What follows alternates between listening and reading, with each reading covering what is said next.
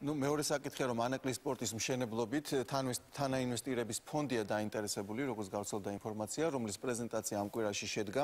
ფონდს ამ ეტაპზე 6 მილიარდ დოლარზე აქვს შეთანხმება ინვესტორებთან, მათ შორის დაახლოებით მილიარდს ბიზინა ივანიშვილი ჩამოდის.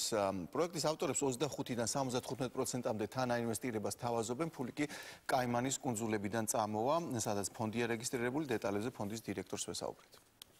საინტერესო რატომ მოხდა ფონდის დარეგისტრირება კაიმანის ოფშორში. კაიმანის კუნძულები არის მსოფლიოში მეხუთე სიდიდით საბანკო ცენტრი.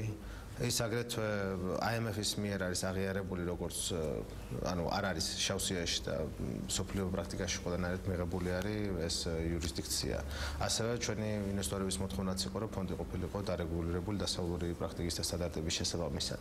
თუმცა ის ყველა ინვესტიცია და ფონდის მართვა მოუხდება საქართველოში, მართველი კომპანიას დარეგისტრირებულია საქართველოში, იმას ნიშნავს, რომ ყველანაირად ყველა ფონდის ინვესტიცია თუნდა ექვემდებარება ქართულ კანონმდებლობას და საქართველოში გადაიხდეს ყველანაირი გადასაღად, ზუსტად ისევე, როგორც ნებისმიერი სხვა კომპანია ამას იხდის. ფულის აღრიცხვა მოძრაობა მოხდება ამ ოფშორიდან. ანუ შემოსვლა, ასე ვთქვათ, ამ ინვესტორებიდან ფულის შემოსვლა მოხდება ამ ოფშორიდან. რადგანაც ფონდი აპირებს გარკვეული ვადის შემდეგ 5-7-9 წლის შემდეგ პროექტებიდან გასვლას ხოლო მეორადი ბაზარი საქართველოში ფაქტურად არ არის განვითარებული, მიიჩნევს თუ არა ეს რომ პრობლემაა და როგორ აპირებთ ამ პრობლემის გადაჭრას. თუ მოხდება რაღაც პროექტების დაჯგუფება და ამათ საერთო ზომის გაზრდა დაახლოებით 9 მილიარდ დოლარამდე ან 200-300 მილიონ დოლარამდე, მაინც შეიძლება უკვე ამ პროექტების ვთქვათ გატანა ლონდონის ან ვარშავის საფონდო ბირჟაზე. თუმცა საქართველოს საფონდო ბირჟაზე საკმაოდ კარგი და საინტერესო ცვლილებები იგეგმება.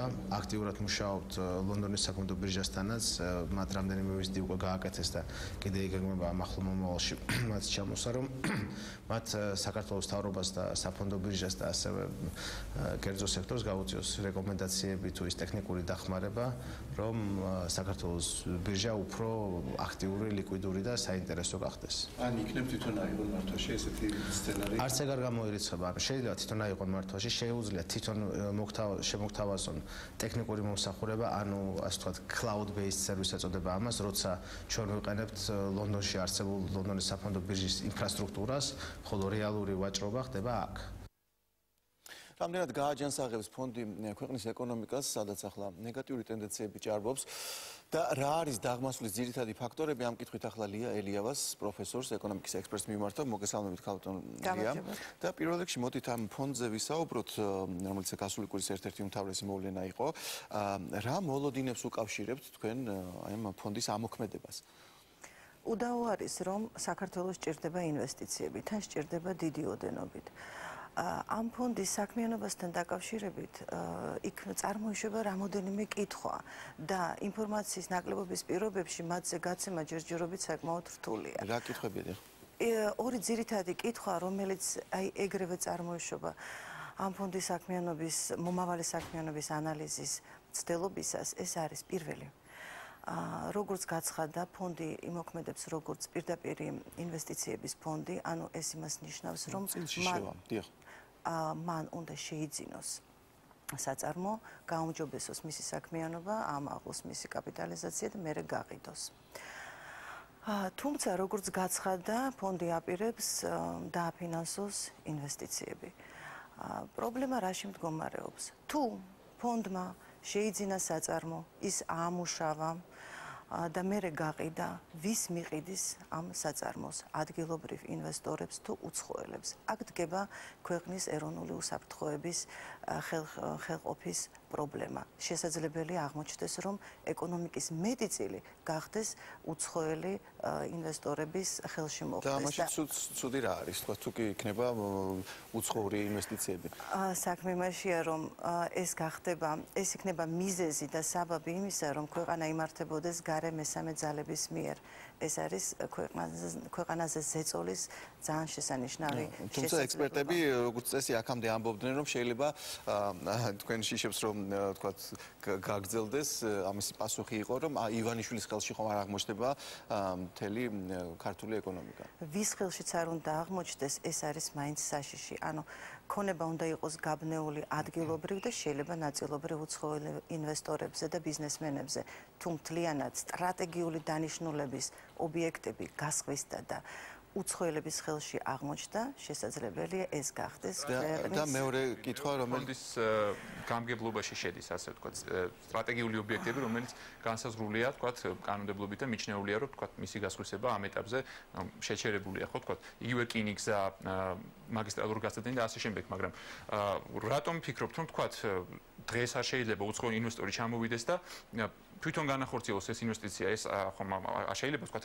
რამე საფრთხე შეუქმნეს ქვეყნის პოლიტიკურ თუ ზოგადად უსაფრთხოების დონეზე. საქმე იმაშია, რომ საქართველოში არ არსებობს სპეციალური კანონმდებლობა, რომელიც არეგულირებდეს აი ესეთი ფონდების საქმიანობას. ამიტომ პრაქტიკულად ამ ფონდის საქმიანობა იქნება კონტროლიდან გამოსული, სახელმწიფოს კონტროლიდან გამოსული. ამიტომაც იზრდება რისკები და როგორც თავიდან აღნიშნე, საზოგადოებისთვის არის უცნობი, როგორია ამ ფონდის წესდება, რეალურად როგორ იმუშავებენ, რა კავშირი ექნებათ, იგივე ახლა ნახსენებ ლონდონის საფონდო ბირჟასთან. ეს არის ძალიან სერიოზული პრობლემა, რომელიც საზოგადოებისთვის არის საერთოდ უცნობი. მეორე სერიოზული პრობლემა, როგორც გაცხადდა, თანაინვესტირების ფონდი აპირებს ბიზნეს პროექტების დაფინანსებას. პრაქტიკულად ეს ნიშნავს ფონდის მიერ საკრედიტო საქმიანობის გაწევას. შედეგად ანუ ამ პროექტებს აღარ დაჭირდებათ ბანკებში წასვლა ფულის მისაღებად, პირდაპირ მიიღებენ ფულს, თქვათ აი მეწილის სახით, ფონდის სახით. თქვენ იცით, რომ კომერციული ბანკების შემოსავლის მეტი წილი მოდის მსხვილი ბიზნესიდან. თუ მსხვილმა ბიზნესმა კარგმა კორპორაციულმა მათ შორის საუკეთესო კომპანიებმა და პროექტებმა, იმიტომ რომ ხშირ მოხდება ყველაზე მომგებიანის რა თქმა უნდა. თუ მათ დატოვეს ბანკები და გადაინაცვლეს თანაინვესტირების ფონდში, არავის არაა გაკეთებული გათვლები და პროგნოზი იმის თაობაზე, თუ რა მოუვა ქვეყნის საბანკო სექტორს და მთლიანად საფინანსო სისტემას.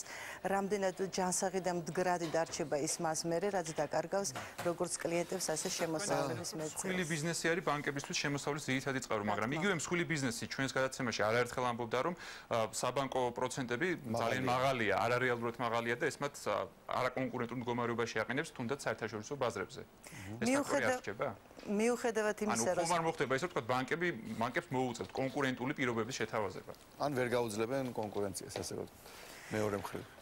არის გარკვეული მარჟის ოდენობა, რომლის ქვემოთაც კომერციული ბანკები ვერ დაწევენ საპროცენტო განაკვეთს.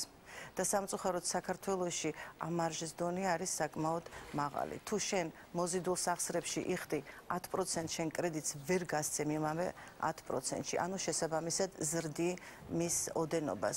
მე არ ამგონია, რომ თანაინვესტირების ფონდი გახდეს კომერციული ბანკებისათვის გარკვეული სტიმული იმისთვის, რომ მათ შეამცირონ საპროცენტო განაკვეთები. პრობლემა არის ბევრად უფრო ღრმა და სისტემური. ანუ თეორიულად წარმოიქმნება რისკი, რომ ბანკებს შეიძლება შეექმნათ გარკვეული პრობლემები, არა? თეორიულად და პრაქტიკულად. პრაქტიკულად. და აგრეთვე მინდა მივაქციო ყურადღება და კითხო თქვენი აზრი იმასთან დაკავშირებით, რომ ეს ფონდი რეგისტრირებულია ოფშორში, შესაბამისად ნებისმიერი მოგება, გაყიდვიდან თუ დივიდენდები ჩვენ არ ვიცით როგორც საწავა აქ დარჩება თუ ისევ გაედინება ქვეყნიდან, ხო? ალბათ გაედინება იქ სადაც იყო წყარო, თქვა წარმოშობის ამ თანხების. საერთაშორისო პრაქტიკა ასეთია, პირდაპირ თანაინვესტირების ფონდები საშუალოდ წლიურად ღებულობენ 25% მოგებას, მათი დაბეგრვა არის ქვეყნებში ძალიან რბილი ან საერთოდ არ არის და ბუნებრივია ეს თანხები მეტ შემთხვევაში არ რჩება ინვესტირების ქვეყანაში, არამედ გადის იქიდან. ერთადერთი მათ უნდა დატოვონ თავიანთი საქმიანობის დადებითი კვალი ქვეყნის ეკონომიკაში. თვითონ ამ საწარმოების სახით, კეთილი, ძალიან დიდი მადლობა თქვენი ანალიზისთვის.